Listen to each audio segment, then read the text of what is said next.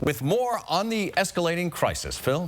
And also he brings with him the threat of sanctions for Russia as tensions continue to escalate there. Tonight we get a first-hand account of what it's like from a Boston teen who was in Ukraine but told by the U.S. Embassy to end her trip early.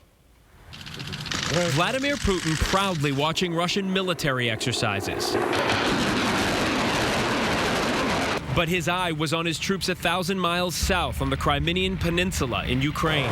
His Air Force controls the skies. His army controls the roads, borders, and military bases. His Navy, the ports. Claiming he's defending native Russians in Crimea, Putin has seized and cut off the entire peninsula. President Obama's reaction, strong. Russia's on the wrong side of history on this. We are examining a whole series of steps, economic, diplomatic, that will isolate Russia. The fear now that Ukrainian forces would try to stop Putin touching off a bloody war.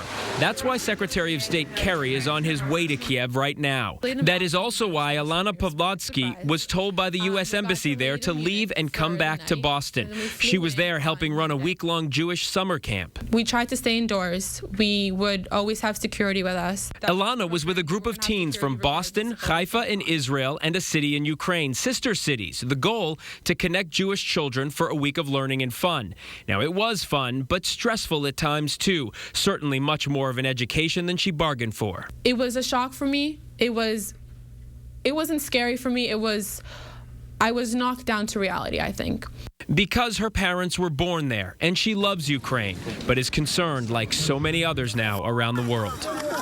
Ilana says if it wasn't for cell phones and social media, her connection back here to America, she might not have even known anything was wrong in the particular city she was in. As for these sanctions we've been talking about, this would be the first time since the end of the Cold War that what was the Soviet Union saw any kind of comprehensive sanctions. JC? As the White House keeps a close eye on events in Ukraine, the president prepares for a visit to New England.